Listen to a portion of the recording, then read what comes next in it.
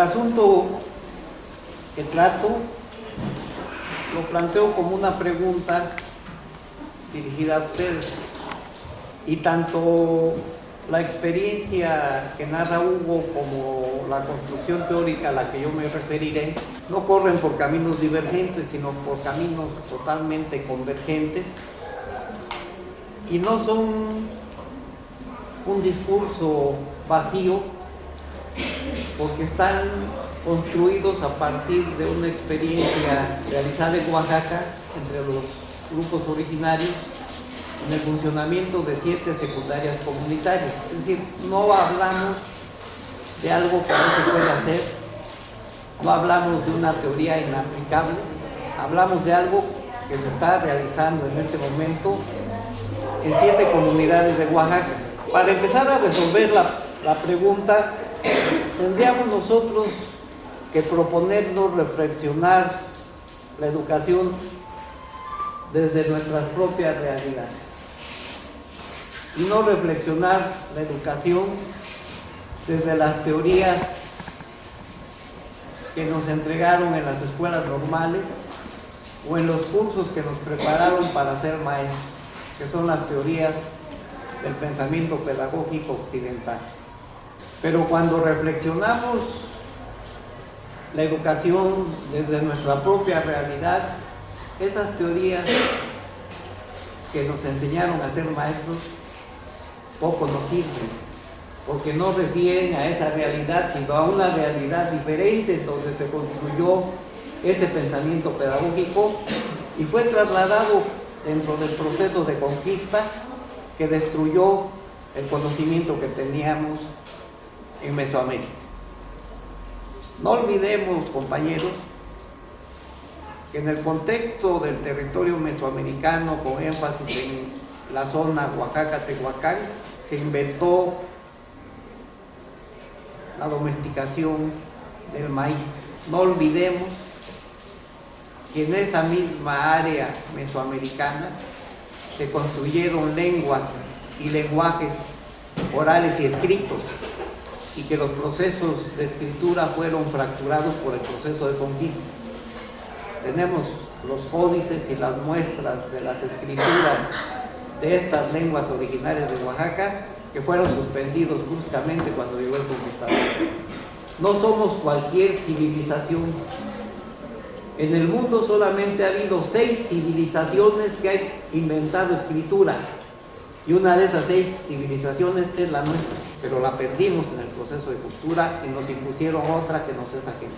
No las debemos olvidar, porque nosotros teníamos un proceso civilizatorio tan importante como el proceso civilizatorio de los pueblos orientales, de los pueblos occidentales y de los pueblos europeos más avanzados.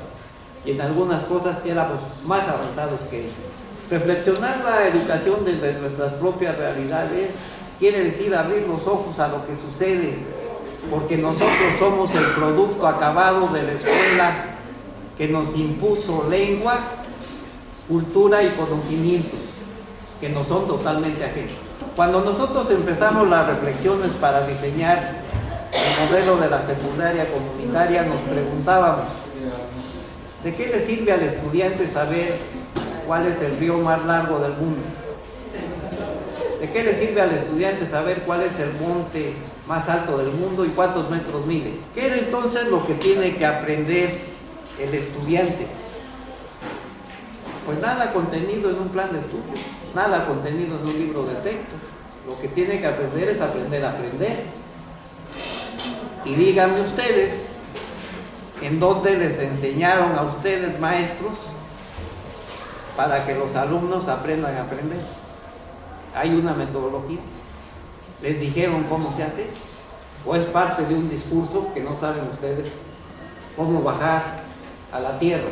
¿Cómo hacer para que el alumno aprenda a aprender? Esa fue la gran pregunta que nos formulamos. Y entonces pensamos, los educadores que lleguen a esta secundaria deben llegar desposeídos de toda influencia y de toda práctica docente anterior, y debe construir día a día una práctica docente junto con sus alumnos.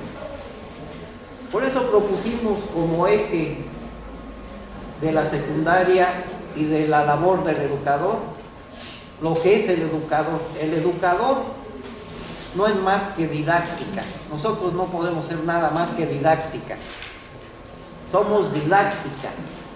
Esa es nuestra única herramienta, no tenemos otra. Cualquier otra es un equívoco. Pero ¿dónde está la didáctica para aprender a aprender? ¿Dónde está la didáctica para enseñar una segunda lengua? ¿Dónde está la didáctica para resolver los problemas que tiene nuestra realidad y nuestros entornos? No hay didáctica. No se les olvide que la escuela bilingüe y bicultural surge como una concesión del Estado mexicano, permitiendo solamente que hubiera maestros hablantes de la lengua indígena, pero negándoles la formación inicial. O díganme en qué normal los formaron. En ninguna. ¿Con qué nivel de escolaridad se montó la estructura de la educación bilingüe bicultural? Con maestros que egresaron de algunas secundarias y que se fueron haciendo maestros en la práctica y formando profesionalmente como maestros en esa práctica educativa.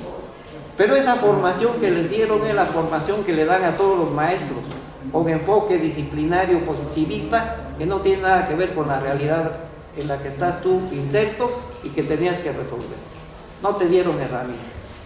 Te hablaron de Piaget, te hablaron de Vygotsky, pero dígame, ¿quién ha bajado a Piaget a su aula? ¿Quién ha sido capaz de poner a Piaget entre sus alumnos? Nadie, porque Piaget no hizo didáctica. Piaget hizo psicología genética. Si yo les preguntara, maestros, ¿saben trabajar por proyectos? Seguramente la mayoría me va a decir que no, porque en ninguna normal enseñan a trabajar por proyectos.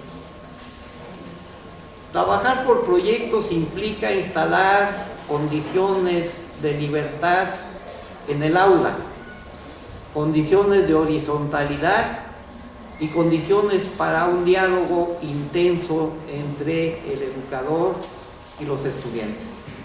Ahí el maestro no da clases, nunca da clases.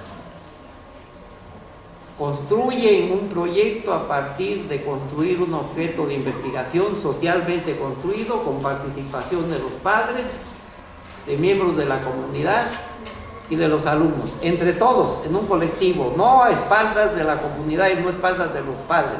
Es una escuela abierta, no como las otras escuelas en donde llegan los maestros, cierran las puertas y los padres no tienen voz ni tienen participación. En la secundaria sí tienen participación, sí participan. Construyen el objeto de investigación y a partir de construir el objeto de investigación que construye el colectivo, no el maestro, entre todos, y hay una metodología para eso, se empieza el desarrollo del programa que se basa en un alumno investigador y en un maestro coordinador de la investigación. Cambió la práctica docente. El maestro no tiene que saber física, química, matemáticas, biología, porque es imposible que alguien tenga todo ese conocimiento, pero sí puede ser un coordinador de la investigación que va a llevar al estudiante a apropiarse y a revalorar su conocimiento comunitario en primer término y a tener un contacto y un diálogo de igualdad con el conocimiento disciplinario. Cualquier proyecto de la secundaria necesariamente toca contenidos del programa de estudios, pero no es nuestra guía. Los encontramos en el camino de la investigación, pero no es nuestra guía, ni nos proponemos cumplir con este programa. No tenemos programa posible en ese escenario, no hay plan de estudios. Hay metodología para que el alumno aprenda a aprender y aprende. Los planes de estudios son chalecos de fuerza y autos de fe. Hay que hacer eso en el supuesto de que con eso el alumno va a aprender. El alumno no aprende así, de esa manera. Y dígame qué maestro ha cumplido alguna vez en su práctica docente totalmente el programa de estudios de cualquier año. Que el alumno aprenda a aprender, que circule la lengua natural, originaria, que el conocimiento comunitario sea el eje de todo nuestro aprendizaje, revalorando lo que somos y no dejándolo fuera de la escuela. Esa es la base de la reflexión. Implica una ruptura con la escuela tradicional. Implica una ruptura con el Estado nacional hegemónico. Implica una ruptura con nuestra práctica docente tradicional. Implica, pues, ponerse los pantalones y abrocharse el cinturón para poder hacerlo. No puede haber educación si no hay interacciones comunicativas, lo que aquí enfatizó Hugo llamándole diálogos. Si no hay interacciones comunicativas, y no hablo solamente de el lenguaje oral, porque hasta los mudos tienen interacciones comunicativas, ¿sí? No hay educación. Pero si estas interacciones comunicativas no están mediadas por el entorno, no hay educación. Quiere decir que el entorno en donde se dan las interacciones es parte de la educación. Desde la teoría de sistemas se supone que esta definición es posible a partir de considerar otro sistema, un sistema psíquico. El sistema psíquico, desde la teoría del sistema, son los cerebros de los que está dotado todo ser humano, todos los seres humanos del mundo sin distingo. Ese es un sistema psíquico. El sistema psíquico tiene por función, queramos o no queramos, aprender. Pero ese sistema psíquico solo no funciona si no se relaciona con un sistema social, que es el entorno. Y ese sistema social tiene como función, en términos de sistema, enseñar. El entorno te enseña. ¿De dónde creen que nacieron todos los conocimientos que tiene actualmente la humanidad? De observar la naturaleza, de sistematizar la naturaleza, de registrar los acontecimientos naturales. De ahí se construyó la ciencia y todo el conocimiento. Aún en los regímenes totalitarios dominan tu cuerpo y te meten a la cárcel, pero tu mente no está dominada. Eso no lo puede dominar nadie.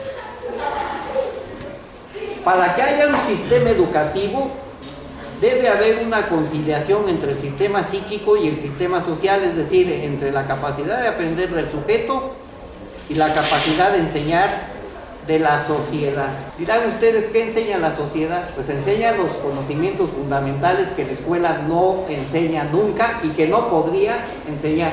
En la sociedad, en cualquier sociedad en donde nazcamos, si yo nazco entre los mongoles, yo desde que nazco empiezo un proceso que me va a enseñar a ser niño mongol, joven mongol y adulto mongol, que es diferente a ser niño mije, joven mije y adulto mije.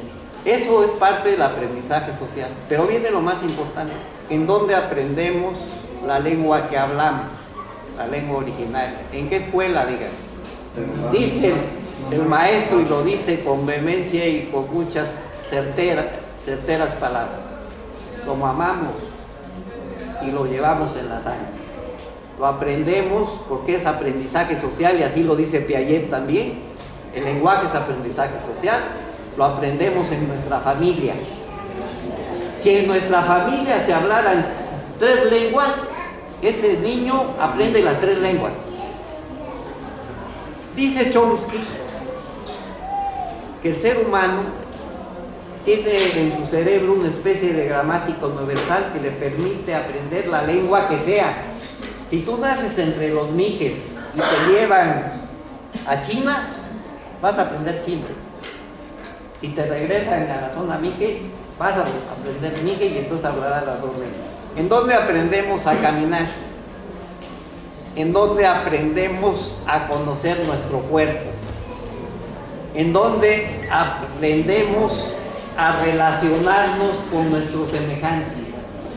¿En dónde aprendemos a entender la naturaleza y a decirle a la piedra, piedra, al agua del río, agua, al río, río, al árbol, árbol, a la nube, nube, a la lluvia, lluvia, al frío, frío? ¿En dónde? ¿En qué escuela? En ninguna. Estos son los aprendizajes fundamentales que te van a permitir sobrevivir en el mundo, y están fuera de la escuela. Son lo que los teóricos de la educación llaman saberes previos. saberes previos que deben estar en la escuela, pues no están en la escuela, porque nosotros maestros nos encargamos de que esto quede fuera de la escuela.